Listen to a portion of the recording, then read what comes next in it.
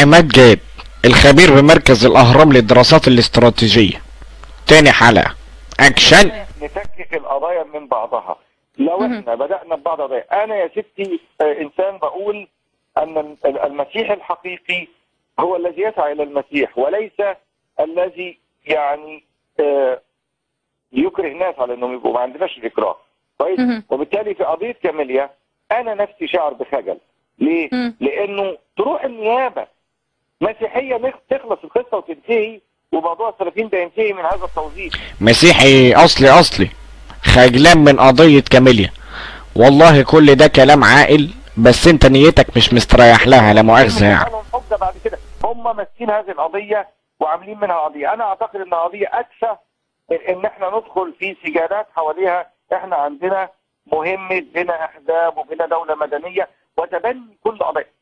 دورة منى عندنا عشرات منظمات حقوق الانسان في مصر اللي هي بتشتغل على ارضية مدنية حقيقية ومستعدة لتبني كل القضايا.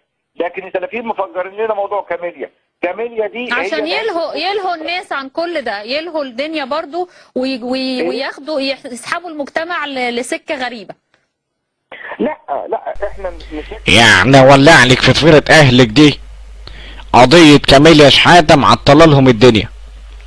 مهمة بناء الاحزاب، طبعا الاحزاب القبطية، وبناء دولة علمانية اللي هي ايه هتخدمهم. ياخدونا بقضية كاميليا وكأن كاميليا هي نهاية المطاف. من سيفوز بها ستفتح له ابواب الجنة او الفردوس. موضوع تافه جدا. اذا كانوا السلفيين فرحانين بيه فهي تروح النيابه تقول رايها. اذا هي مسيحيه انتهت القصه. اذا هي مسلمه ياخدوها مبروك عليهم ومبروك عليهم. تستحق الاشكال اللي احنا بنشوفها دي تروح ومبروك عليهم. تستحق الاشكال اللي احنا بنشوفها دي تروح ومبروك عليهم. تستحق الاشكال اللي احنا بنشوفها دي تروح تعيش معاهم. احنا بنشكر حضرتك دكتور. يلا عايزين وحده وطنيه. الاشكال الوسخه دي اشكالك واشكال اللي زيك، لا مؤاخذه يعني. انا مش عايز اغلط من الصبح، ولو اتكلمت ما عنديش غير البرغه يا ابن الورمه. يروحوا في جمعه النهايه وجاتني اتصالات تليفونيه عديده منهم واعرف العشرات منهم، وقالوا احنا هنروح بالالاف. وبالتالي لو دخلنا في هذا الامر نبدا في صدام في الشارع ودم وضحايا جدد. لا يا عم الحاج، محدش قال ان المسلمين كلمه دم دي. عشان تعرفوا بس مين الارهابي. واصحابك دول يا ريت تقول لهم مش بوحه سماح اللي يتهدد. ساعة الغلط نطرطش غلط، وضرب الوش ما فيهوش معلش يا عم الحاج. على بعد الاف الاميال تشعرون بقلق واشارككم في هذا الشعور، لكن من يوجد على الارض لا يخشى على الاطلاق من هذه المظاهر للشخصيات الملتحيه وللمظاهرات والمسيرات. مصر دولة مدنية وتظل دولة مدنية، بالعكس ستتحول إلى دولة مدنية أفضل مما كانت في عهد مبارك. المهم أن نتحرك جميعا وأن تفهم الإدارة الأمريكية ويفهم الاتحاد الأوروبي طبيعة أمريكا وأوروبا أبوك لأبوهم يا عم. معلش احنا ما بنتهددش لا مؤاخذة. وأحب أقول لميركل إن مش أرمط اللي يهددوا شوية أقباط، ولو هتقلبوها حرب عندي استعداد قبل ما نفر منكم يدخل مصر مش هتلاقوا فيها ولا قبطي. وانتوا عارفين ارمط في كلمته، ابقى دمار شامل بحقه وحقيقي. ولو مستعدين تقلبوها نووي عندنا الاستعداد نقلبها نووي. النووي دلوقتي بيتباع في موسكو على الرصيفه، وسمعت ان اليومين دول في تخفيضات كبيره، يعني على كل رصيف بيدوا راس زياده. القرموطي نزلت السماعه. وسيسيطر الاخوان على الحكم في مصر. اقول لك التحدي الابرز لنا في مصر هو ان ندفع بالمصريين للمشاركه في الانتخابات. الاخوان لهم حوالي حصتهم تتراوح ما بين 2 مليون ل 2.5 مليون. من 10 مليون لو شاركوا هيكون لهم 25%. لو رفعنا نسبة المشاركة ل 60 او 70% ستنزل حصة الاخوان 121 اذاعة 27 شمال. حول خطة حصر الاخوان عند الاقباط مع كل التنظيمات. المستقبل في مصر الاحزاب الليبرالية، لا نقول علمانية لانها كلمة يعني سيئة السمعة في مصر، لكن نقول دولة مدنية يحكمها القانون المدني ومرجعيتها حقوق الإنسان والمساواة والمواطنة، فيها السيادة للشعب والشعب هو مصدر السلطان. أؤمن بذلك ونناضل. شفتوا ولاد الخبيثة بيلعبوا بالألفاظ ازاي؟ يقول لك ما تقولش علمانية وقول ليبرالية، والنبي لو قلتوا ايه شعب مصر هيفضل صاحي. وفي تقرير لرويترز الأحزاب العلمانية المصرية سباق نحو المصداقية، بيقول إن التحدي الأكبر للحزب الليبرالي، ونربط هنا بين عنوان المقال اللي بيتحدث عن العلمانية وبين مرجعية الحزب اللي بيقول إنها ليبرالية. على العموم مش فرق كتير، واللي يثبت التلون بتاعهم اهو.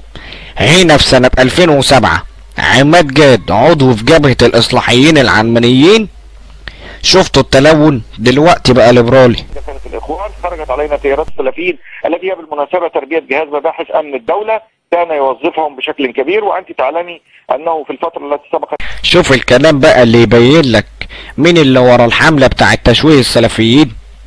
يا راجل يا كذاب، والله الكذب ده هو اللي بيكره الواحد في أمثالك.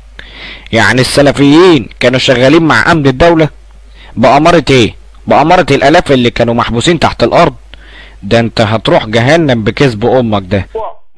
في مشكلة تتعلق ب سيبك من السلفيين بيقولوا ايه ولا عايزين ايه ولا بتاع، يقولوا يهلوسوا زي ما هم عايزين، لكن انا ولا بتاع يقولوا يهلوسوا زي ما هم عايزين، لكن انا يا ابني مش عايزين نغلط بقى، انت عايز تولعها؟ والله العظيم لو ابني وحيد رد عليك هيمسخر بكرامة امك الارض. خليك محترم احسن لك، انا بقول لك اهو. التمييز والاضطهاد حتى اثمرت ثمارا مرة كالعلقم. مبارك هو المسؤول عن اسلامة المجتمع المصري. السادات دعا للاخوان، خرجت علينا تيارات السلفيين التي هي بالمناسبة تربية جهاز مباحث امن الدولة كان يوظف مصريين. مبارك كان بيضطهد الاقباط؟ بص يا عم الحاج، انا صدق كل حاجة على مبارك الخسيس الا اضطهاد الاقباط.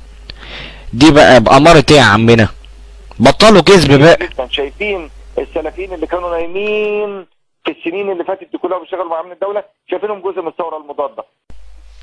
اقفش، كمان السلفيين بقوا ثورة مضادة؟ شايفينهم محاولة لإلهاء المصريين عن قضاياهم الحقيقية اللي هي التنمية الاقتصادية بالظبط، والنهوض والانتخابات الديمقراطية. السلفيين يقول لك عايز اختي كاميليا، عايز اختي كاميليا. طب لو يا راجل يا بتاع حقوق الانسان، لما الاقباط كانوا قاعدين قدام مسبيرو كان حقهم والسلفيين مش حقهم؟ وبالتالي نطبق القانون ولا نضعف الدولة، وبعدها يا سيدتي نبدأ نرفع قضايا المحامين المصريين المسيحيين، جمعيات حقوق الإنسان اللي فيها مسلمين ومسيحيين يبدأوا يرفعوا قضايا. شفت بقى الخطة بتاعته؟ طلعوا كاميليا تقول انها مسيحية عشان بتوع حقوق الانسان يرفعوا قضايا على المسلمين، وقابل بقى يا عم التهمة اللي جاية. عايز اقول في حالة انفلات امني ممكن السلفيين يكونوا ورا بعض حوادث الاختفاء، ممكن المسلمين. عايز اقول في حالة انفلات امني ممكن السلفيين يكونوا ورا بعض حوادث الاختفاء، ممكن. شفت الخطة بتاعت الراجل السيس؟ نروح فيكوا فين بقى احنا؟ مع المتطرفين، وكنت مع عزلة المتطرفين في جنب. مع المتطرفين وكنت مع عزلة المتطرفين في جنب.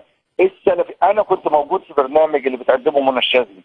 انا كنت ببص لوشها وهي والراجل السلفي بيتكلم، كان وشها كله علامات امتعاض وقرف. ها؟ عايزين نقدم، يخليهم يقدموا الصورة الحقيقية بتاعتهم، فغالبية ساحقة من المجتمع المصري تقرف منهم، فنعزلهم. السلفيين على انحاء مصر. تصدق وتآمن بإيه؟ إن المصريين ما يقرفوش غير منك. وطبعا مش هتسيب أي قضية فيها واحد قبطي إلا لما تطلع تولول في الإعلام زي النسوان. لا بس أنا بعتب عليك بشكل شخصي إنك لم تشر لضرورة تطبيق القانون. تطبيق القانون، إحنا في دولة قانون.